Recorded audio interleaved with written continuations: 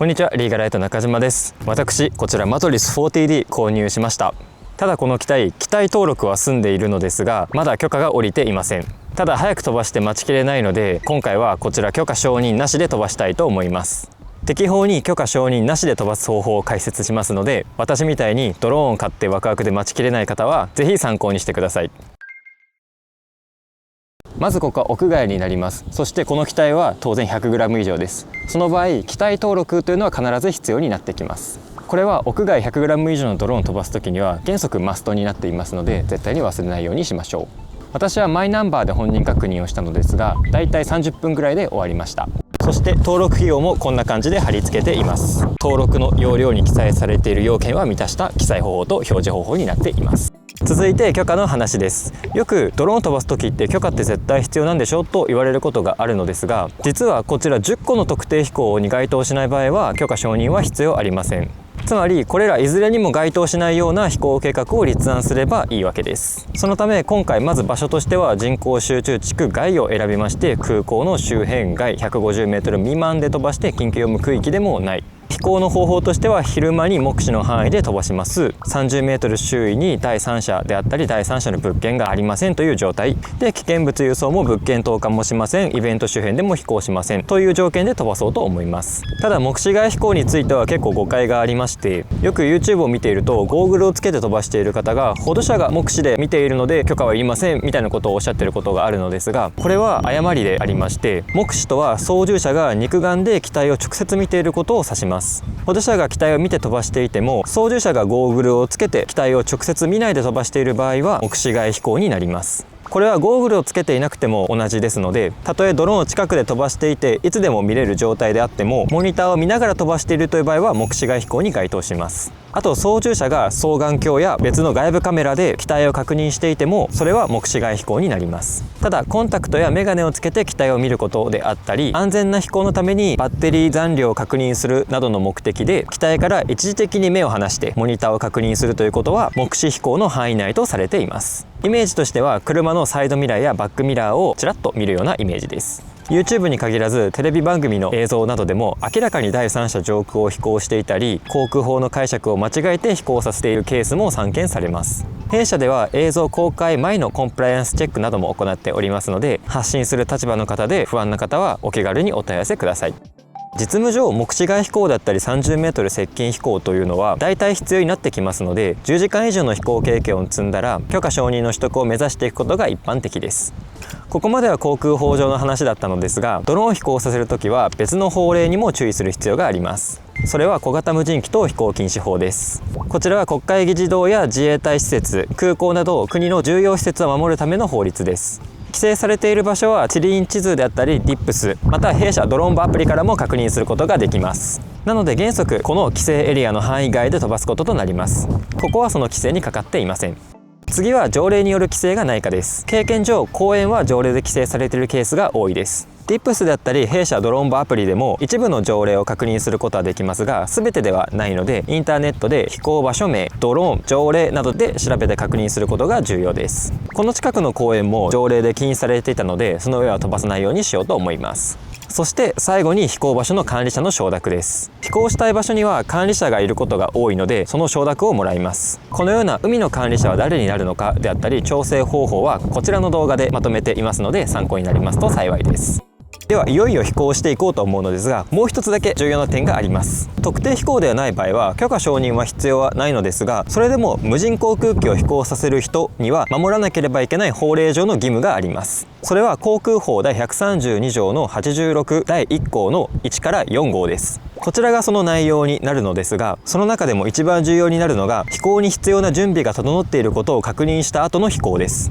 これって何って思うかもしれないのですが、航空法施行規則と航空局の解釈資料に詳細が記載されています。まとめますとこのような形になっています。飛行前点検、飛行させる区域と周囲の状況確認、これは航空機、他の無人航空機第三者の有無などですね。で、気象状況の確認、こちらは高度別の風向風速、降雨量がスペックの範囲内か、十分な指定が確保されているかなどの確認です。そしてバッテリー残量の確認、リモート ID 機能の作動状況です。こちらからも分かる通り、特定飛行でない場合、飛行日誌への記録というのは義務ではないのですが、飛行前点検というのは義務になっていますので注意しましょう。これは捜索救助のための特例飛行でも同じですので、緊急であってもこちらの確認というのは忘れないように行っていきましょう。ドローンによる二次被害が起きてしまっては元も子もありませんので。で、弊社ドローンボの法令点検パックを追加すると、この辺りの点検もチェックリストに追加できます。特定飛行でない場合でもこちらのチェックリストを使用して確認していただければと思います。 OK を押したらそのまま飛行日誌にもなります。一方で飛行計画の通報というのは特定飛行でない場合義務ではありません。ただ義務ではないものの推奨はされていますので、できる限り行うのがよろしいかなと思います。他の特定飛行をしている人と空域が被ったら通知が来たりするのでいいかなと思います。ドローンバアプリからであれば DIPS と連携してますので簡単に飛行計画通報が可能です。今回特定飛行ではありませんが、私は飛行計画通報済みです。ドローンボの飛行計画通報画面ではいろいろな情報が取れますので、そこから規制や気象状況を確認したいと思います。このような感じで他の人と飛行計画が被っていないかとかも確認できます。小型無人機等飛行禁止法の指定がないか、緊急用務区域の指定がないかなどをチェックしていきます。で、小型無人機等飛行禁止法は外国要人の来日や国会会議の開催に伴って一時的に対処施設が追加されることがあるため、当日も念のため確認します。下の方には高度別の風速と風向が表示されています。そして気温も表示されてまして、降水確率なども記載されています。指定なども記載されています。で、雨であったり気温、風速、こういったところは実際に現場で測っていくことも重要です。今こちら雨降ってないですね。降る様子もなさそうです。で、こちらは風速と気温を測ることができる風速計になりますので、こちらで測っていきます。はい、だいたい3メートルぐらいですね。大丈夫そうです。で、続いて持ち物です。今回特定飛行ではないので許可承認書はありません。また飛行日誌の携行も義務ではありません。ただ実務上は特定飛行でなくても飛行日誌を携行しておくのがいいのかなと思いまして、私は弊社アプリドロンボで記録をつけているので、スマホがあればいつでも持ち歩いていることになります。また特定飛行ではないので技能証明を有している人であっても技能証明書の携行っていうのは必須ではないのですが、私はこのように胸ポケットに入れています。こちらですね、万が一警察が来た時に事情を説明しやすいので特定飛行じゃなくても携行しています。続いて飛行前点検です。まずは電源投入前の作動前点検をやっていきます。これもドロンボからできます。まずこちら飛行前点検をして点検場所を入力して、機体名ですね、今回はアドレス 40D なので、はい、で点検していきます。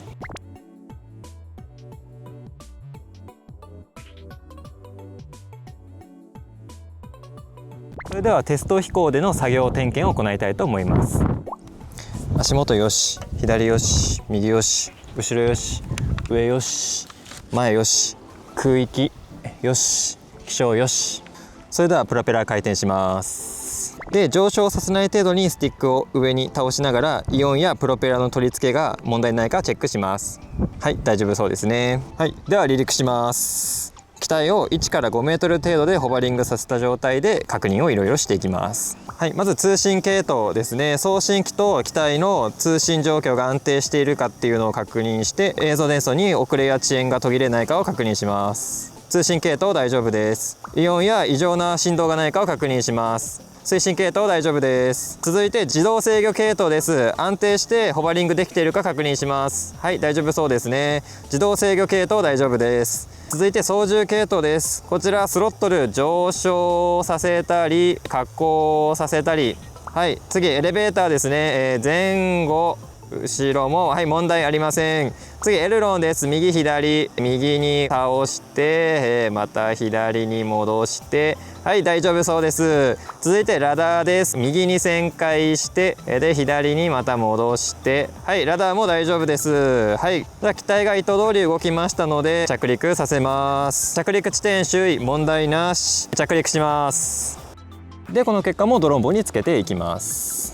はい、で最後ですね、法令対応として持ち物問題ないかですね。はい大丈夫大丈夫で飛行計画出したか、緊急用務区域や気象の状況も確認したかどうかをチェックしていきます。今回許可証はないんですけど特定飛行じゃないんで OK にしています。はい、で緊急用務区域も大丈夫でした。今回特定飛行ではないので特内飛行マニュアルについても大丈夫です。で風速風向なども確認しました。飛行前の確認ですね、こちらもう一回飛ばす前にもう一回やります。で飛行前の確認ですね、こちらもチェックしました。他の航空機も大丈夫ですと。はい、でこれで保存をします。今回特定飛行ではないので保存しなくてもいいのですが、私はこのまま保存して飛行日誌にしています。はい、ではこれで飛行前点検終わりましたので、いよいよ飛ばしていきたいと思います。はい、それでは実際に飛行していきたいと思います。特定飛行にならないようにですね、つまり今回のケースでいうと目視外飛行にならないように注意しながら飛ばしたいと思います。30メートルはですねこちら大丈夫そうですので、目視外飛行だけですね注意して飛ばしたいと思います。左よし、右よし、後ろよし、上空よし、前よし、空域よし、気象よし。では離陸します。プロペラ回します。離陸します。はい、今私ですね機体ちゃんと見てます。目視外飛行にならないようにしっかり機体を見ています。はい、で今私機体をしっかり目視しております。ただですねこの状態でカメラ見ながら飛行したいなとかなってしまうと目視外飛行になってしまうので注意が必要です。ただバッテリー残量の確認など安全飛行のためにモニターを一瞬ちらっと見ることについては目視外飛行にはならないと整理されています。今私バッテリーの状況の確認のためにモニターをちょっと一瞬見たいと思います。 64% でした。こういう感じでちらっと見ることについては目視外飛行にならないとなっています。ただですね空撮のこの映像をしっかり撮れているかなとかそういった目的でモニターを見てしまいますと目視外飛行になってしまいますので、その点に注意しながら飛行をしましょう。ではこのままですねちょっと上の方行きたいんですが、一応ですね今特定飛行ではないので補助者の配置というのは義務にはなってはいませんがですね、一応私補助者つけてますので、補助者の方に周囲に人が来ていないかを確認した上で海の方に飛んでいきたいと思います。いいですね、いい感じです。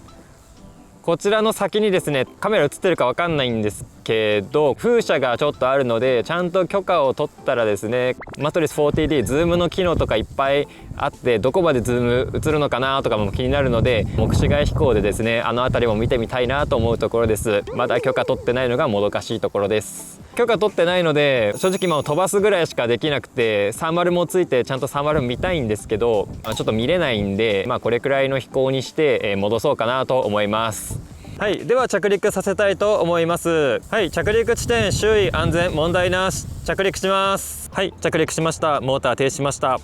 で最後飛行後点検ですねやっていきましょう。では飛行後点検終わったので保存をします。こちらも特定飛行ではないので義務ではないんですけども、私は記録をしています。で飛行記録についてです。こちらも義務ではないのですが、私は自分の飛行時間っていうのを管理したいので特定飛行外でもですね記録をつけています。トロンボでいうとこの飛行記録っていうところを押していただいて目的をですねポチポチ書いていけばいいだけです。飛行記録も完了です。はい、で今回は何の問題もなく終えたのですが、特定飛行かどうかにかかわらず万が一事故などが起きてしまった場合は怪我人の救護義務というのもあります。警察必要に応じて消防への通報も必要です。また航空法上の事故重大インシデントに該当する場合は国交省への事故報告も義務になっています。この辺りはドローンを飛ばす人の責任として覚えておきましょう。はい、いかがでしょうか。今回は特定飛行外のドローンの飛行ルールについて解説をしました。